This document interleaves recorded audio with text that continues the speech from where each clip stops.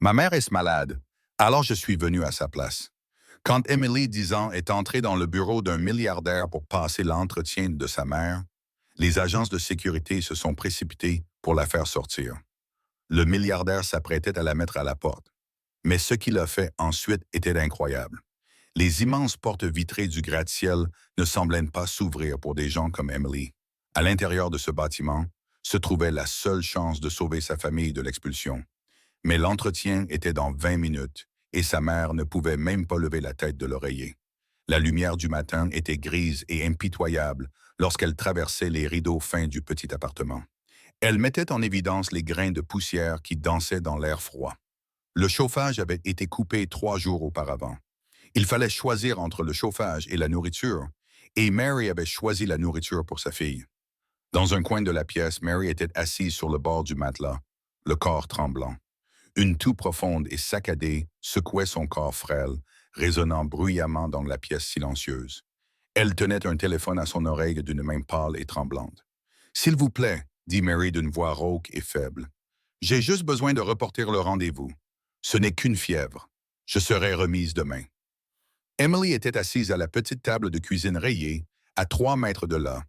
Elle avait 10 ans et ses cheveux blonds étaient tirés en arrière en une queue de cheval sévère et soignée. Elle regardait sa mère avec des yeux qui avaient une vue trop d'inquiétude pour un visage aussi jeune. Elle mordillait sa lèvre inférieure, écoutant la voix à l'autre bout du fil. Même d'ici, la voix semblait minuscule, aiguë et impatiente. « Mademoiselle Davis, » dit sèchement la voix au téléphone, « Miller Enterprises ne reporte pas les rendez-vous. Nous avons 50 candidats pour ce poste de femme de ménage. Si vous n'êtes pas dans le hall à 9 heures pile, nous passerons au nom suivant sur la liste. C'est la politique de l'entreprise. » « Mais je me suis préparé, supplia Mary, les larmes aux yeux. Je sais que je peux faire ce travail. J'ai juste besoin de 9 heures, sinon ne vous donnez pas la peine de venir. La ligne fut coupée. Mary raccrocha lentement le téléphone. Ses épaules s'affaissèrent et elle laissa échapper un sanglot qui se transforma en une autre violente quinte de toux. Elle se recroquevilla sur le côté, tirant la fine couette jusqu'à son menton. La fièvre la consumait, lui volait ses forces, lui volait son combat. Emily se leva. Elle s'approcha du lit et posa sa main fraîche sur le front brûlant de sa mère. « Maman, » murmura-t-elle. « Je suis désolée, Amy, » murmura Mary en fermant les yeux. « Je suis tellement désolée. J'ai tout gâché. J'ai tout gâché. Dors maintenant. Tout va bien. » Mais tout n'allait pas bien. Emily savait exactement à quel point tout allait mal. Elle regarda le calendrier accroché au mur. La date d'expulsion était entourée au stylo rouge, dans 3 jours seulement. Ce travail n'était pas seulement un travail. C'était la différence entre cet appartement plein de courants d'air et le refuge du centre-ville. La respiration de Mary ralentit alors que l'épuisement et les médicaments qu'elle avait pris plus tôt la plongeaient enfin dans un sommeil agité. Emily recula. Elle regarda autour d'elle. La pièce était propre, immaculée même.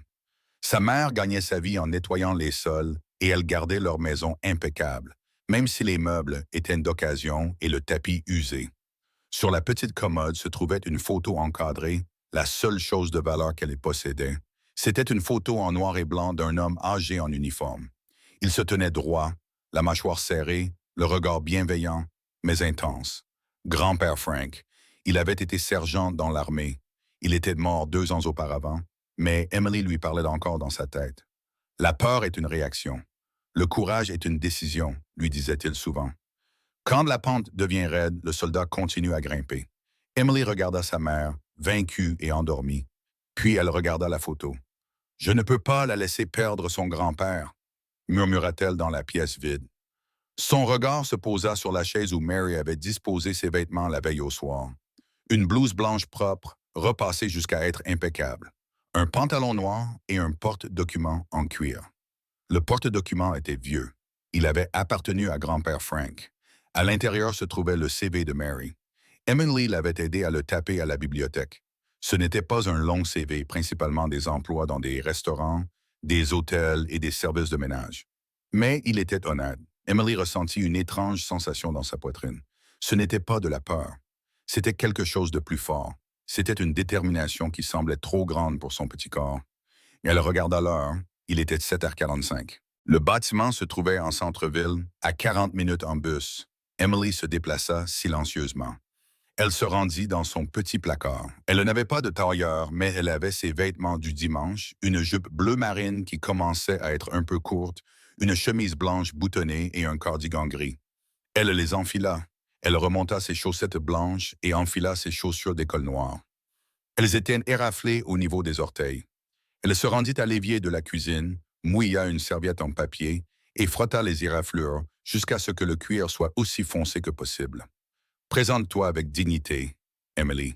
Même si tu n'as rien dans les poches, tu as ta fierté. C'était encore grand-père Frank. Elle retourna vers la chaise et prit le dossier en cuir. Il était lourd dans ses mains. Il sentait le vieux papier et le tabac, une odeur qui lui rappelait la sécurité. Elle griffonna un mot au dos d'une enveloppe et le posa sur l'oreiller à côté de la tête de sa mère. « Je suis allé acheter de la soupe. Je reviens bientôt. »« Je t'aime, Amy. » C'était un mensonge, mais un mensonge nécessaire.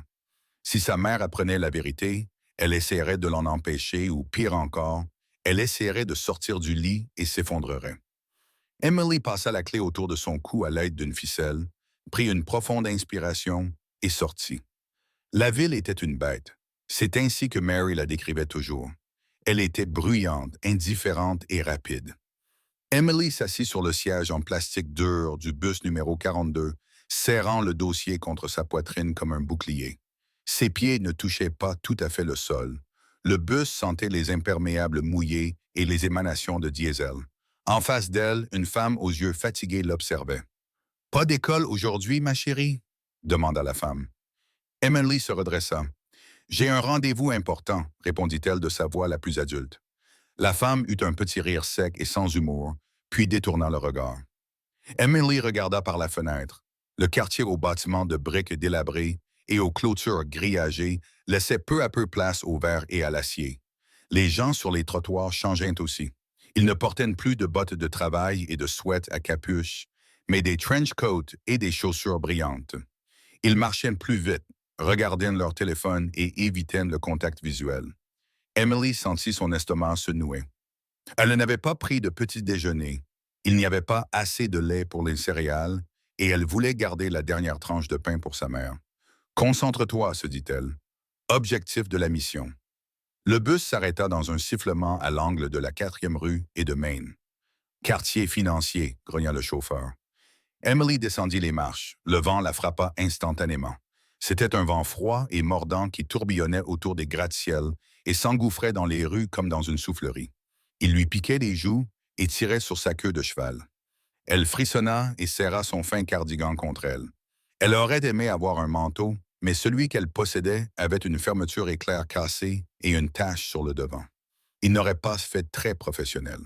Elle marcha 2 pâtés de maison, vérifiant l'adresse qu'elle avait notée au stylo bleu sur le dos de sa main. Puis elle le vit, le bâtiment Miller. Il était terrifiant. Il s'élevait vers le ciel, tel un monolithe de verre noir et de chrome. Il reflétait les nuages, donnant l'impression qu'un morceau de la tempête elle-même avait atterri dans la rue. Des hommes et des femmes en costumes sombres entraient et sortaient des portes tournantes comme un flot de fourmis. Emily s'arrêta au pied des escaliers. Elle se sentait toute petite. Elle n'était qu'une gamine du sud de la ville, avec des chaussures éraflées et le ventre vide. Qu'est-ce qu'elle faisait là? Elle toucha à nouveau le dossier en cuir. Elle sentit les contours du papier à l'intérieur. « Je suis la fille de Mary Davis », pensa-t-elle. « Et je suis la petite fille de Frank. » Elle monta les marches. La porte tournante était lourde. Elle dut pousser avec son épaule pour la faire bouger. Elle trébucha dans le hall et s'arrêta net. Il faisait chaud à l'intérieur et ça sentait le café cher et la cire pour parquer. Le plafond était haut de 3 étages. Un immense lustre en forme de cascade pendait au centre. Le sol était en marbre, si poli qu'elle pouvait y voir son propre reflet. Une petite tache blonde dans un monde de géants. Des agents de sécurité en blazer se tenaient près des ascenseurs. Un comptoir d'accueil en acajou foncé de 6 mètres de long bloquait l'accès au reste du bâtiment. Emily prit une profonde inspiration. Elle traversa le sol en marbre. Ses semelles en caoutchouc grinçaient légèrement, un bruit infime dans cette pièce caverneuse. Derrière le comptoir était assise une femme qui semblait faite de fer. Elle avait les cheveux argentés coupés en carrés, portait des lunettes sans monture et un casque audio. Elle tapait furieusement sur son clavier. Une plaque sur le comptoir indiquait « Madame Higgins, responsable de la réception ». Emily s'arrêta devant le comptoir. Celui-ci était si haut que son nez dépassait à peine du bord. Elle attendit. Madame Higgins ne leva pas les yeux. Elle continua à taper. Emily s'éclaircit la gorge. Ce fut d'un petit bruit. Madame Higgins continua à taper. Emily se mit sur la pointe des pieds. « Excusez-moi, madame. » Madame Higgins s'interrompit. Elle regarda par-dessus ses lunettes en baissant les yeux. Il lui fallut un moment pour localiser la source de la voix. Lorsqu'elle vit Emily, elle fronça les sourcils, perplexe. « Vous êtes perdue, petite ?» demanda Madame Higgins. Sa voix n'était pas méchante, mais sèche, efficace. Les groupes de visiteurs se réunissent généralement à l'entrée latérale. « Je ne fais pas partie d'un groupe de visiteurs, » dit Emily. Sa voix tremblait légèrement, mais elle la stabilisa. « Je suis ici pour un entretien. » Madame Higgins cligna des yeux. Elle cessa complètement de taper. « Je vous demande pardon. Je m'appelle Emily Davis. Je suis ici pour Mary Davis. Elle a un entretien à 9 heures pour le poste de femme de ménage. » Madame Higgins soupira. Elle retira son casque et le posa sur le bureau. « Où est-ce votre mère, Emily? » « Elle. »« Elle est indisposée, » répondit Emily, utilisant un mot qu'elle avait lu dans un livre. « Elle est très malade, mais elle a besoin de ce travail. C'est la personne la plus travailleuse que vous puissiez rencontrer. Comme elle ne pouvait pas venir... » « Oh, chère maman, je suis venu apporter son CV et répondre à vos questions. » Madame Higgins regarda la jeune fille. Elle regarda son cardigan bon marché, ses chaussures éraflées, la détermination farouche dans ses yeux bleus. Pendant une seconde, son expression s'adoucit, mais le masque de la gardienne se remit rapidement en place. « C'est très gentil, ma chère, » dit Madame Higgins d'un ton dédaigneux. « Mais ce n'est pas comme ça que ça marche. Nous devons interviewer l'employée elle-même. Protocole de sécurité, assurance, bon sens. » Mais l'homme au téléphone a dit que si elle n'était pas là, elle serait disqualifiée. Emily insista, brandissant le dossier en cuir. « Je ne peux pas laisser cela arriver. S'il vous plaît, prenez juste son dossier. Jetez-y un œil. » « Je ne peux pas accepter le CV d'une mineure, » dit Madame Higgins, en tendant la main vers le téléphone sur son bureau. « Je vais appeler la sécurité pour qu'on vous escorte dehors. Vous ne pouvez pas vous promener dans le hall. » « Non. » Le mot jaillit de la bouche d'Emily plus fort qu'elle ne l'aurait voulu. Plusieurs personnes dans le hall se retournèrent pour regarder. Emily sentit son visage s'empourprer, mais elle ne recula pas. Elle se souvint de l'avis d'expulsion. Elle se souvint de l'atout de sa mère. « S'il vous plaît, » dit Emily, sa voix se réduisant à un murmure intense. « Vous ne comprenez pas. Mon grand-père a fait de la guerre. Il m'a appris qu'on ne laisse pas les gens derrière soi. Ma mère est quelqu'un de bien. Elle est honnête. Elle a besoin d'une chance, juste une chance. » Madame Higgins hésita. Sa main resta suspendue au-dessus du téléphone. « C'est quoi tout ce bruit? » La voix venait de derrière Emily. Elle était grave, résonnante, et ressemblait à du gravier qui s'entrechoquait. Madame Higgins écarquilla les yeux. Elle se leva immédiatement, redressant son blazer. « Bonjour, Monsieur Miller. Je m'excuse pour le dérangement. Je réglais juste une situation. » Emily se retourna lentement. Debout devant elle se tenait un homme qui semblait occuper tout l'espace de la pièce. Il était âgé, peut-être la soixantaine bien avancée. Il portait un costume gris anthracite qui lui allait à la perfection. Ses cheveux étaient blancs, épais et peignés en arrière. Mais c'était son visage qui était terrifiant.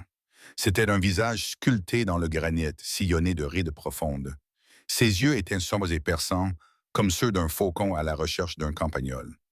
Il tenait un gobelet de café à emporter dans une main et une pile de papier dans l'autre. Il regarda Emily. « Une situation, » répéta l'homme. Il regarda Madame Higgins. « Depuis quand avons-nous des enfants qui crient dans le hall? » Martha, elle venait de quitter Monsieur Miller, dit rapidement Madame Higgins. Elle est venue. Eh bien, elle prétend être ici pour un entretien d'embauche. L'homme, Robert Miller, le milliardaire propriétaire de l'immeuble et de l'entreprise, regarda à nouveau Emily. Il ne souriait pas. Il n'avait pas l'air amusé. Il avait l'air agacé. « Un entretien d'embauche, » dit Miller d'un ton neutre. « Vous semblez un peu jeune pour le service actuariel. » Emily sentit ses genoux trembler. C'était lui le patron, l'homme qui possédait tout. Si elle ratait son coup, c'était fini. Elle ravala la boule qu'elle avait dans la gorge. Elle serra si fort le dossier en cuir de grand-père Frank que ses jointures blanchirent. « J'ai 10 ans, » dit Emily.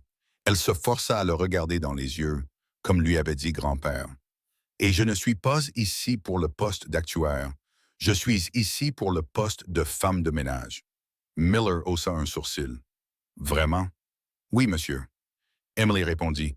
Ma mère, Mary, était censée être ici, mais elle est malade, et votre employé au téléphone m'a dit qu'elle perdrait sa place, alors je suis venu. Miller la fixa du regard. Le hall était devenu silencieux. Les gens faisaient semblant de regarder leur téléphone, mais ils écoutaient tous. Vous êtes venu passer un entretien à la place de votre mère? Demanda Miller. Oui. Savez-vous qui je suis? Vous êtes le patron, répondit Emily. En effet. Miller but une gorgée de café sans la quitter des yeux. Et savez-vous que mon temps vaut environ 5 000 $ la minute? Emily écarquilla les yeux. C'est beaucoup. En effet. Alors donnez-moi une seule raison pour laquelle je ne devrais pas demander à la sécurité de vous mettre dans le prochain bus pour chez vous et de poursuivre ma journée. Emily sentit la panique monter. Elle pensa à l'appartement froid. Elle pensa au réfrigérateur vide. Elle pensa au métal caché dans le tiroir de son grand-père, au cœur violet qu'il ne portait jamais. Elle fit un pas en avant. Elle tendit le dossier en cuir. Parce que, dit Emily d'une voix claire et sonore dans le hall silencieux, ma mère n'est pas seulement femme de ménage. C'est aussi une soldate. Elle se bat tous les jours pour assurer notre sécurité. Et elle ne se plaint jamais. Pas une seule fois. Si vous voulez quelqu'un qui abandonnera dès que les choses deviendront difficiles, engagez quelqu'un d'autre. Mais si vous voulez quelqu'un qui fera le travail quoi qu'il arrive, vous devez regarder ceci. Elle lui tendit le dossier. Miller regarda le cuir abîmé. Il vit les éraflures sur les chaussures de la jeune fille. Il vit les poignets effilochés de son cardigan. Puis il regarda son visage, un visage plein d'espoir terrifiant et désespéré. Pendant un long moment, personne ne bougea. Puis, lentement, Robert Miller tendit la main et prit le dossier. Robert Miller tenait le dossier. Ses doigts, manucurés et forts, effleurèrent le cuir usé. Il ne l'ouvrit pas immédiatement. Au lieu de cela, il regarda Emily. Il l'évaluait comme un général évalue le terrain avant une bataille. « Suivez-moi », dit-il. Il se retourna et se dirigea vers les ascenseurs. Il ne vérifia pas si elle le suivait. Il supposa simplement qu'elle le ferait. Madame Higgins eut le souffle coupé. « Monsieur Miller, vous avez une réunion du conseil d'administration dans 10 minutes. Monsieur Holloway vous attend déjà. »« Holloway peut attendre, » répondit Miller sans s'arrêter. Emily se dépêcha pour le rattraper. Ses semelles en caoutchouc crissaient sur le marbre. Elle serra son cardigan contre elle, le cœur battant à toute rompre dans sa poitrine comme un oiseau pris au piège. Elle passa devant les agents de sécurité qui l'observèrent d'un air perplexe, mais s'écartèrent immédiatement pour laisser passer leur patron. Ils entrèrent dans l'ascenseur. Emily n'avait jamais vu un ascenseur comme celui-ci. Il n'y avait pas de bouton, seulement un panneau de verre élégant. Les parois étaient recouvertes de miroirs. Emily se voyait se refléter à l'infini. Une petite fille terrifiée, vêtue de vêtements trop grands, debout d'à côté d'un titan de l'industrie. Les portes se refermèrent, isolant l'ascenseur du bruit du hall. Le silence était pesant.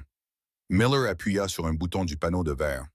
L'ascenseur commença à monter rapidement et en douceur. « Vous avez dit que votre grand-père était soldat, » dit Miller. Il ne la regardait pas. Il fixait les portes en acier. « Oui, monsieur, » répondit Emily. « Le sergent Frank Davis. » L'œil de Miller eut un léger tremblement. « L'armée. Oui, monsieur. Dans l'infanterie. Et il vous a appris à entrer dans les immeubles de bureaux et à exiger des réunions. Il m'a appris qu'il ne faut pas battre en retraite simplement parce que l'ennemi est plus grand que vous. » Emily dit qu'elle se souvenait parfaitement de la citation.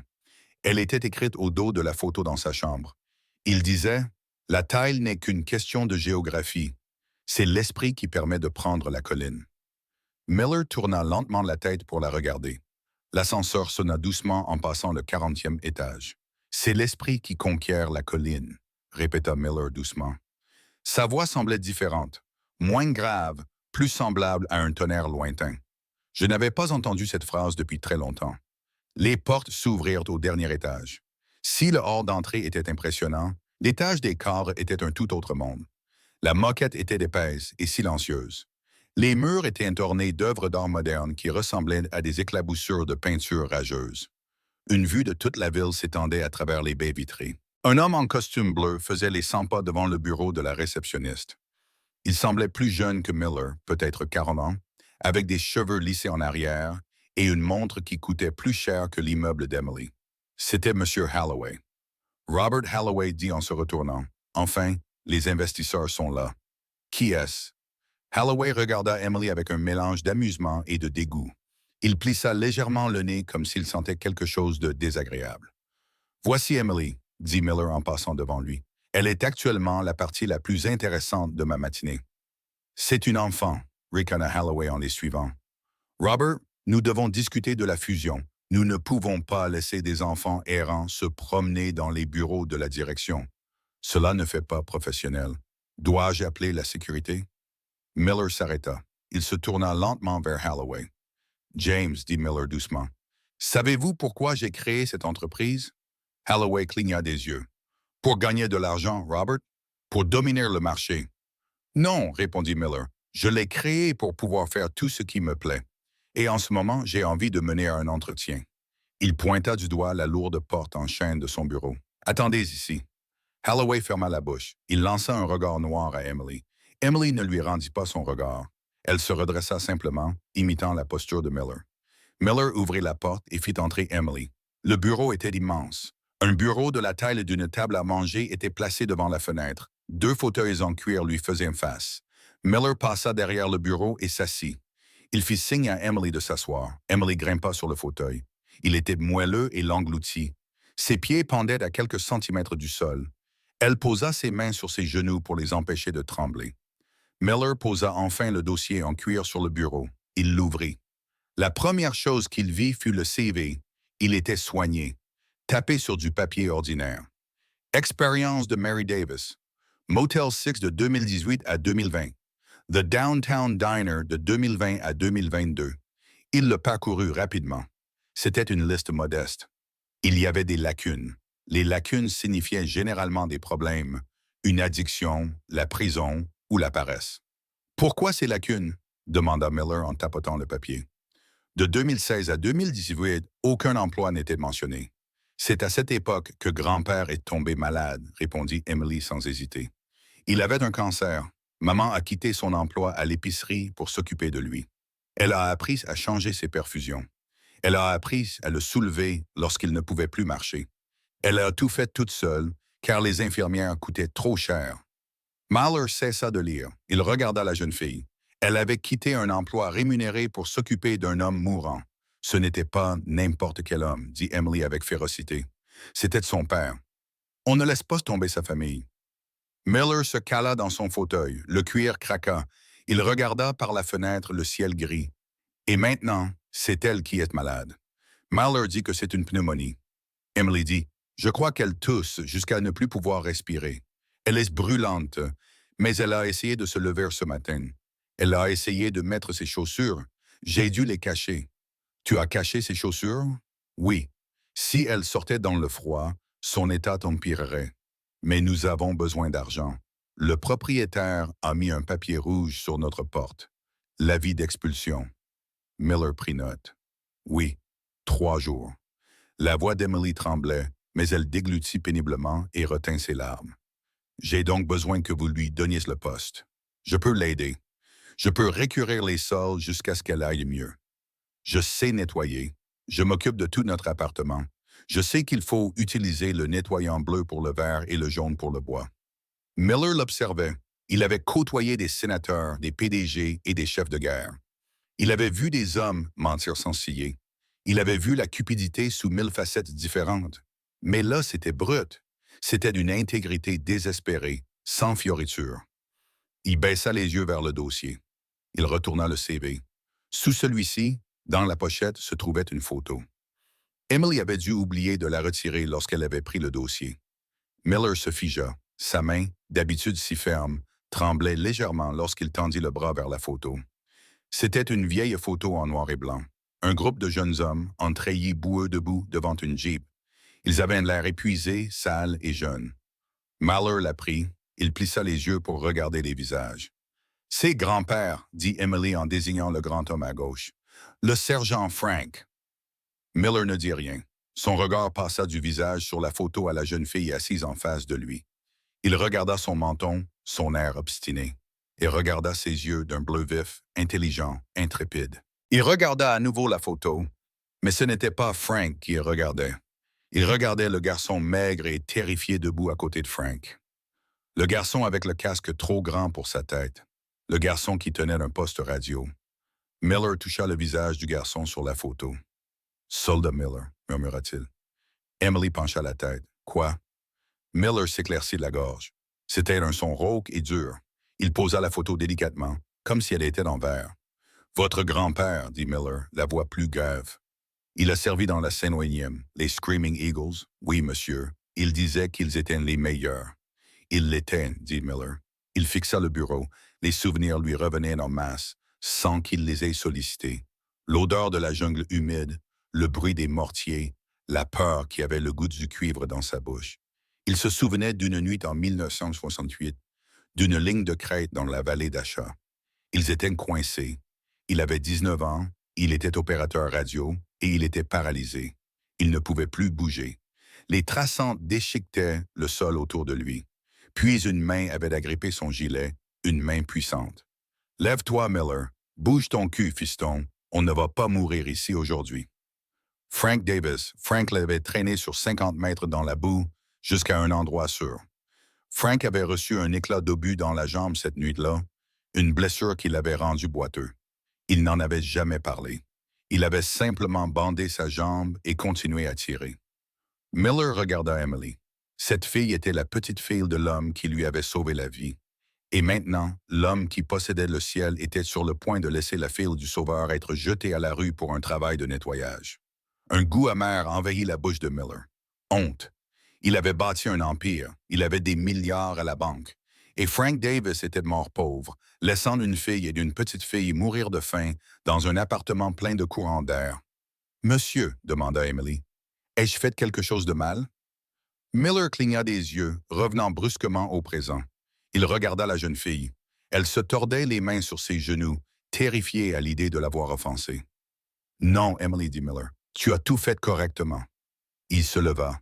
Il marcha jusqu'à la fenêtre et regarda la ville en contrebas. Il se sentait vieux, il se sentait fatigué, mais pour la première fois depuis des années, il ressentait autre chose. Une dette qui était en souffrance depuis longtemps. Il se retourna vers elle. « Tu as dit que ta mère était à la maison? »« Oui, monsieur. Et elle est seule. »« Oui, je lui ai laissé un mot. » Miller appuya sur un bouton de son téléphone de bureau. « Holloway » aboya-t-il. La porte s'ouvrit instantanément. Holloway entra, l'air satisfait. « Prêt à la renvoyer chez elle, Robert? »« J'ai la sécurité en attente. Annulez la réunion du conseil d'administration, » dit Miller. Holloway resta bouche bée. « Excusez-moi, Robert. Les investisseurs japonais s'envolent ce soir. Nous ne pouvons pas. » « J'ai dit annuler, » rugit Miller.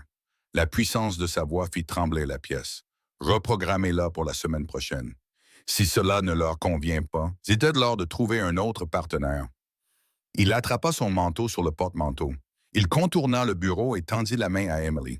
« Allez, soldat, » dit-il. Emily regarda la main. Elle était grande et colleuse.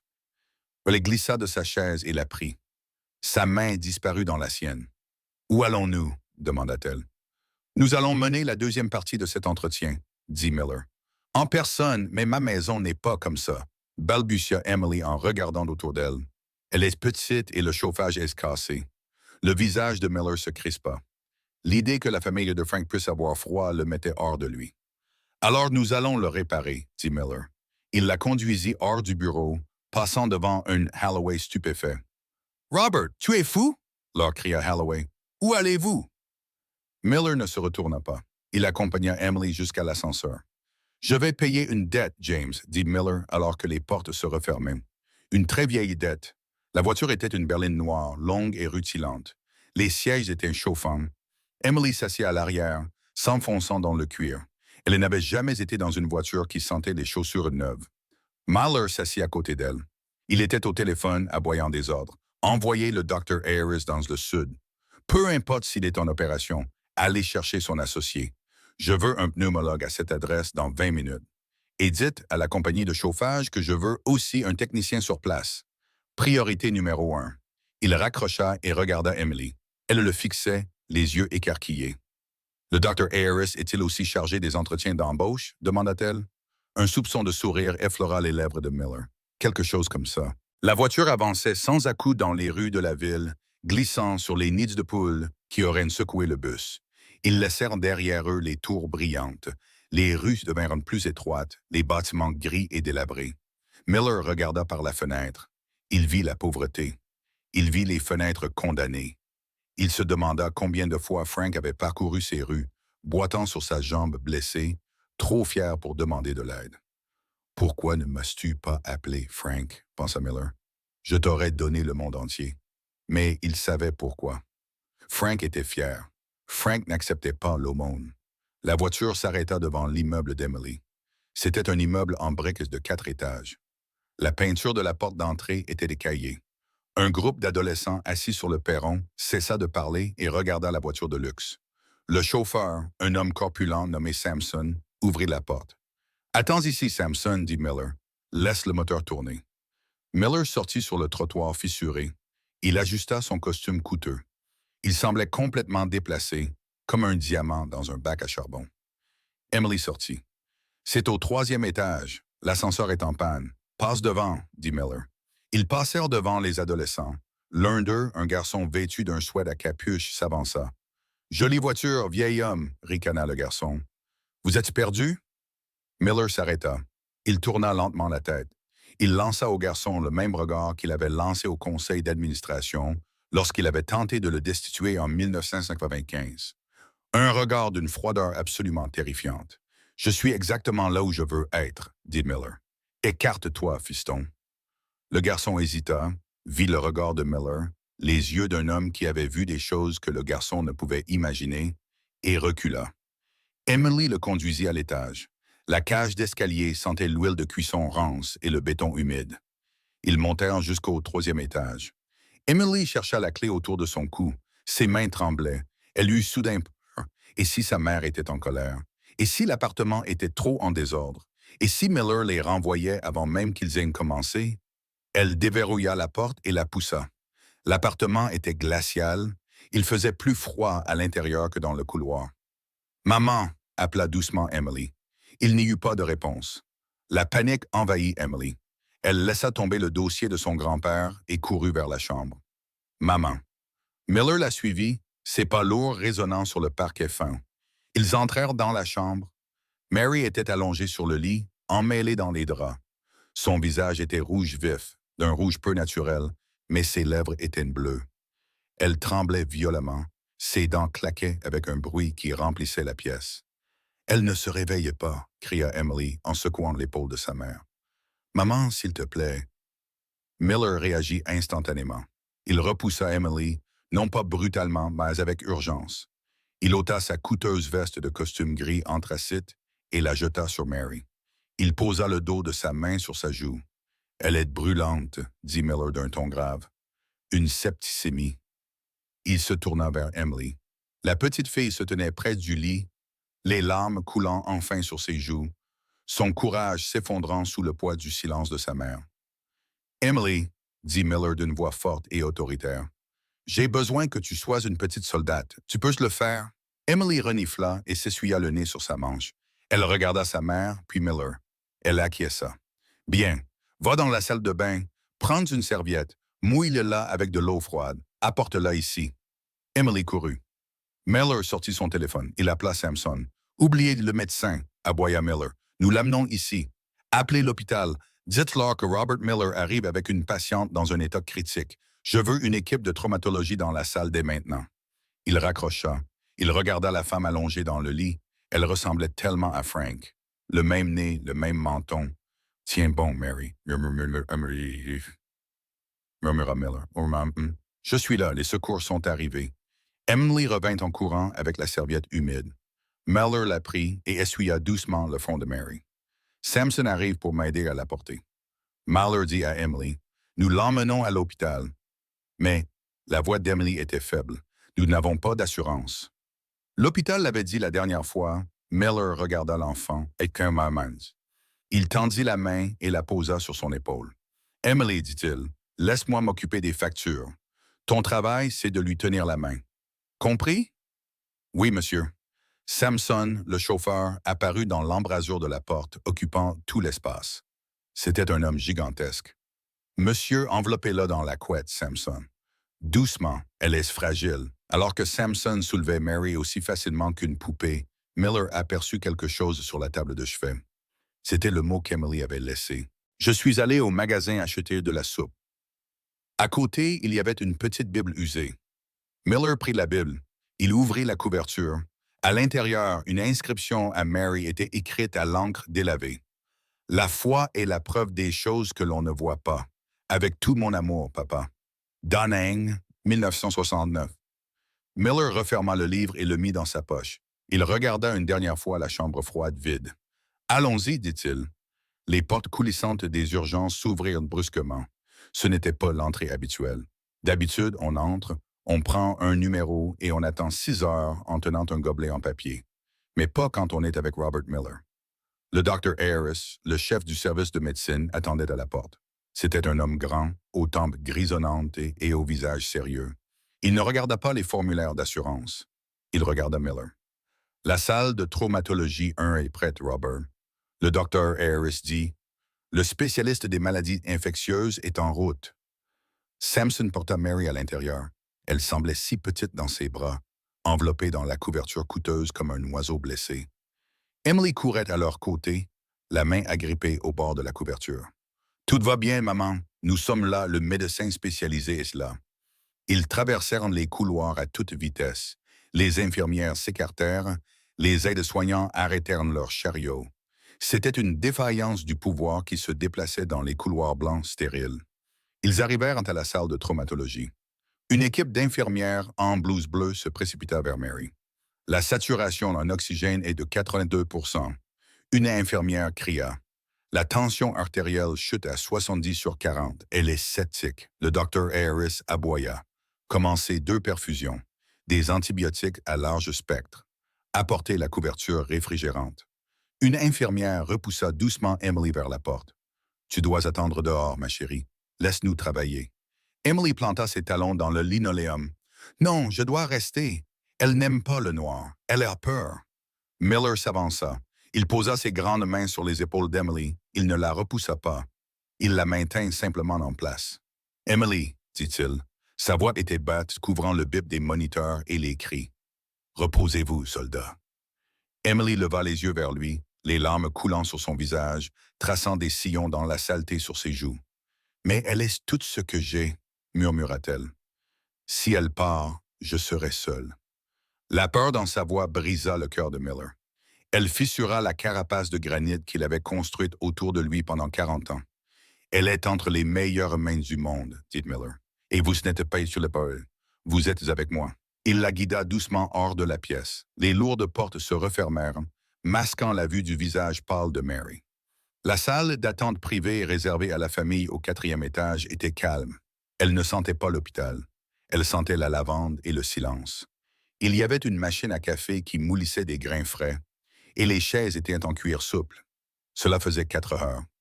Emily était assise dans une chaise trop grande pour elle. Elle avait les genoux repliés contre sa poitrine. Elle serrait toujours le dossier en cuir. Miller se tenait près de la fenêtre, regardant le parking en contrebas. Il avait desserré sa cravate. Il avait retroussé ses manches. Pour la première fois depuis des décennies, il ressemblait à un homme qui travaille, et non à une statue. Il observait le reflet de la jeune fille dans la vitre. Elle n'avait pas bougé. Elle n'avait pas demandé à manger. Elle regardait simplement la porte. Elle a la discipline de Frank, pensa Miller, et son entêtement. Il se dirigea vers la machine à café et se servit une tasse de chocolat chaud. Il s'approcha d'Emily et lui tendit la tasse. « Buvez, dit-il. » Emily regarda la tasse. « Je ne peux pas payer ça. » Miller eut un petit rire sec. C'était un son rouillé. « C'est pour la maison. Bois. Ça te réchauffera. » Elle prit de la tasse à 2 mains. La vapeur lui réchauffa le visage. Elle but une petite gorgée. « Monsieur Miller ?» demanda-t-elle doucement. « Appelle-moi Robert. Monsieur Robert, pourquoi nous avez-vous aidé? » Miller s'assit sur la chaise en face d'elle. Il se pencha en avant, posant ses coudes sur ses genoux. Il avait l'air fatigué. « Parce que j'avais une dette, dit-il. Une très grosse dette, et je suis un homme qui paye ses factures. À mon grand-père? Oui, à Frank. Miller regarda ses mains. Nous étions jeunes, plus jeunes que je ne le réalisais à l'époque. Nous étions dans une mauvaise passe, Emily. Une très mauvaise situation, et j'avais peur. Grand-père disait, la peur est une réaction. Emily répéta machinalement, oui. Mahler sourit tristement. Il m'a dit ça aussi. Il me l'a dit juste avant de se précipiter dans le feu pour me sortir de là. Il n'était pas obligé de le faire. Je n'étais qu'un gamin de la ville. Lui, c'était un garçon de ferme du Kansas. Nous n'avions rien en commun, mais il est revenu me chercher. Il regarda Emily intensément. Il ne vous l'a jamais dit? Non. Emily secoua la tête. Il ne parlait jamais de la guerre, seulement des moments drôles, comme la fois où il avait volé un poulet. Miller rit, un rire sincère cette fois-ci. Ce poulet?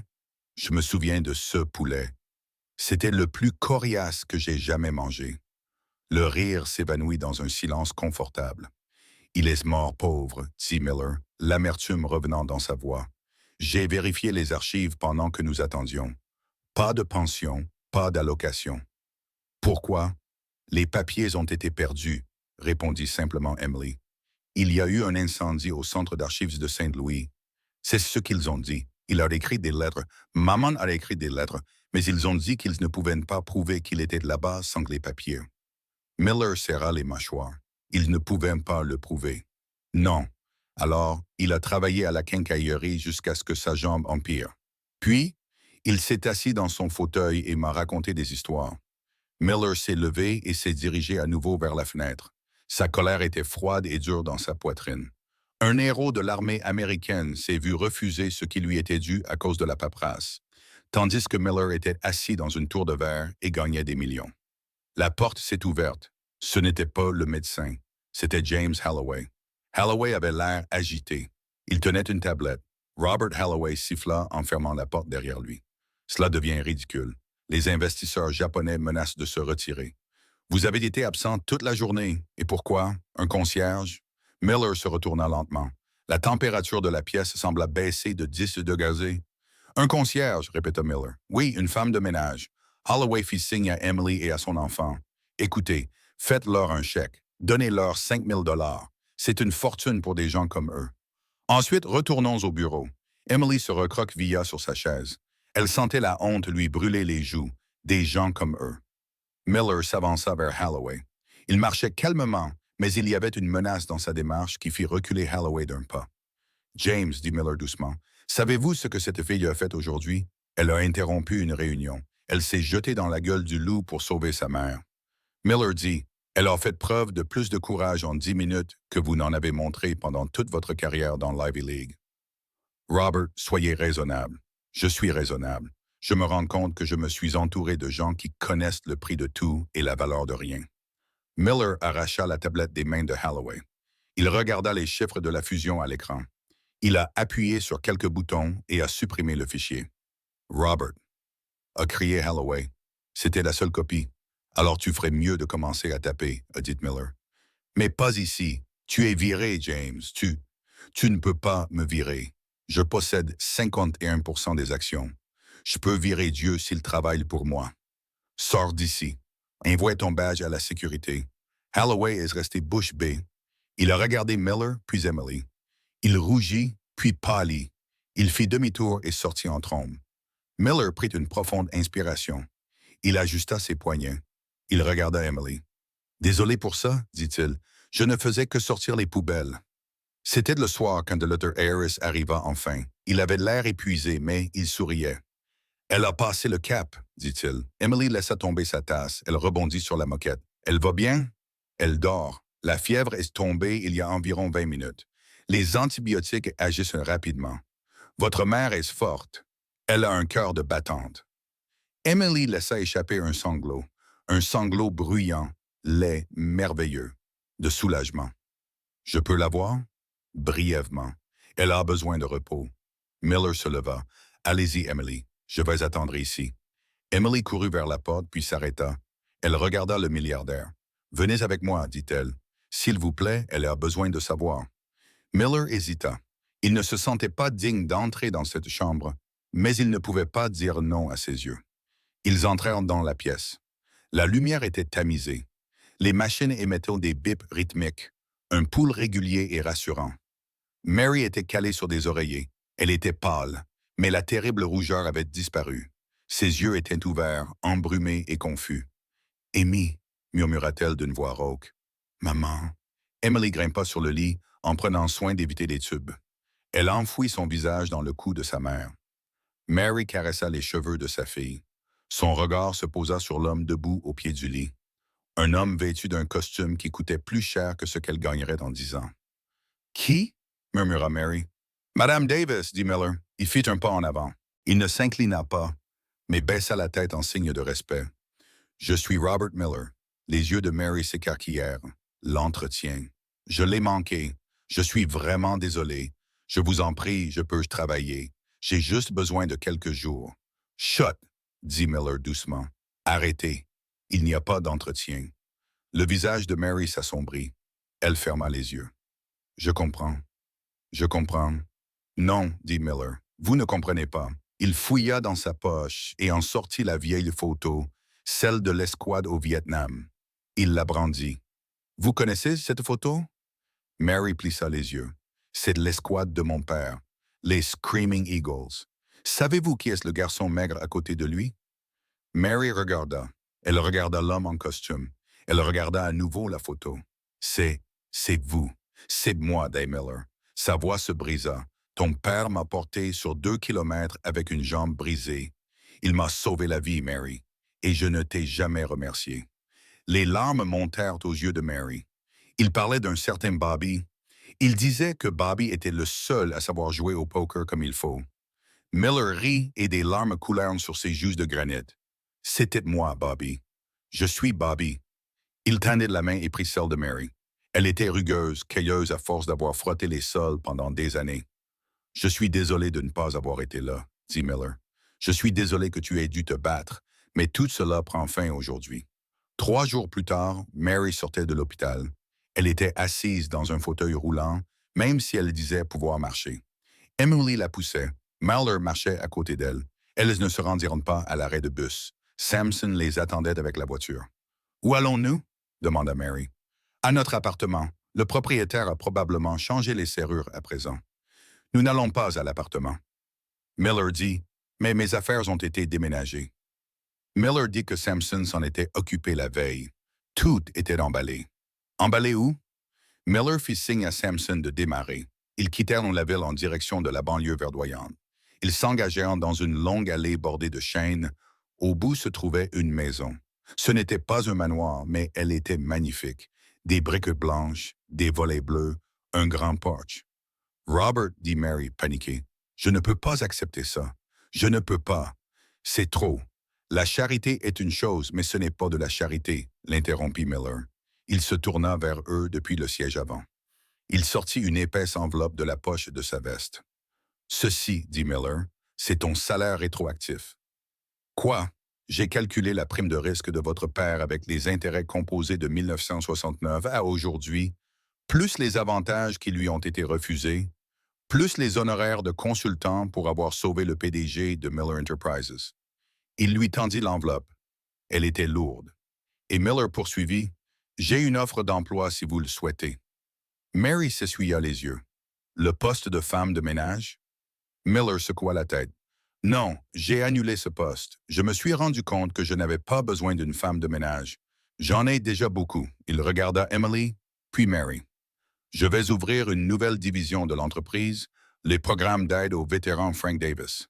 Son seul objectif est de trouver des personnes comme votre père. Des vétérans qui sont passés entre les mailles du filet et de régler leur situation, de réduire les formalités administratives, de payer leurs factures, de les ramener chez eux. » Mary le fixa du regard. « J'ai besoin d'un directeur, » dit Miller. « Quelqu'un qui connaît les difficultés, quelqu'un qui sait faire durer $1 et se battre pour sa famille, quelqu'un qui n'acceptera pas un refus du gouvernement. » Il sourit à Emily. « Et j'ai besoin d'un consultant junior, » ajouta Miller. « Quelqu'un pour garder le directeur dans le droit chemin. » Mary regarda la maison. Elle regarda le chèque. Elle regarda sa fille qui souriait si largement que son visage en était douloureux. « Je ne sais rien de la gestion d'une fondation, » dit Mary. « Vous avez fait vivre une famille avec le salaire minimum dans une ville qui voulait vous écraser, dit Miller. Gérer une fondation, c'est facile comparé à ça. Le poste est à vous, Mary, si vous le voulez. Mary prit une profonde inspiration. Elle regarda la photo de son père que Miller avait encadrée et placée sur le tableau de bord. La peur est une réaction. Le courage est une décision. Quand est-ce que je commence? Demanda Mary. Lundi, répondit Miller en souriant.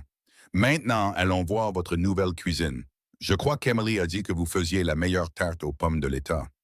J'ai l'intention de vérifier cette affirmation. La salle de réunion était pleine.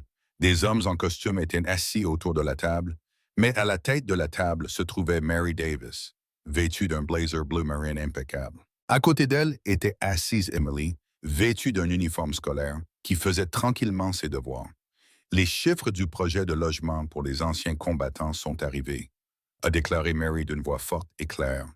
Nous avons logé 400 familles ce mois-ci. Des applaudissements ont éclaté autour de la table. Au fond de la salle, Robert Miller observait la scène. Il ne dirigeait pas la réunion. Il n'en avait pas besoin. Il regardait la scène. Il voyait la vie qui avait jailli d'un simple acte de courage. Il repensa au jour où Emily était entrée dans le hall. Une fillette de 10 ans aux chaussures éraflées et au cœur terrifié, armée uniquement de son amour pour sa mère. Elle n'avait pas seulement sauvé sa mère, elle l'avait sauvé lui aussi. Elle l'avait sorti de sa tour de verre et ramené dans le monde des vivants. Miller s'approcha d'Emily. Il posa une main sur son épaule.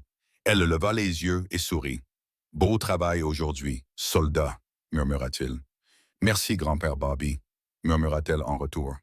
On dit qu'on ne choisit pas sa famille, mais parfois, la vie nous donne une chance de choisir à nouveau. Robert Miller avait des milliards, mais il était un pauper jusqu'à ce qu'une petite fille franchisse sa porte. Il n'a pas fallu un CV pour changer le monde. Il a suffi d'une fille qui n'a pas abandonné. Il n'est jamais trop tard pour payer une dette. Il n'est jamais trop tard pour faire ce qui est juste. Et parfois, les plus petits soldats mènent les plus grandes batailles. Ainsi s'achève l'histoire de la petite fille aux chaussures éraflées et au cœur de battante. Emily a prouvé que le courage n'est pas une question de taille. C'est la décision de continuer à grimper quand la pente devient raide. J'espère que cette histoire vous a donné l'occasion de faire une pause et de réfléchir aux héros discrets de votre propre vie. J'aimerais beaucoup avoir votre avis. Où étiez-vous lorsque vous avez écouté le parcours d'Emily? Peut-être étiez-vous en train de vous détendre avec une boisson chaude ou simplement de vous reposer après une longue journée. Faites-le moi savoir dans les commentaires. Je les lis tous. Si cette histoire vous a touché, n'hésitez pas à cliquer sur « J'aime » et à vous abonner afin que nous puissions partager d'autres moments comme celui-ci ensemble. Vos commentaires nous aident à progresser. Merci de votre attention.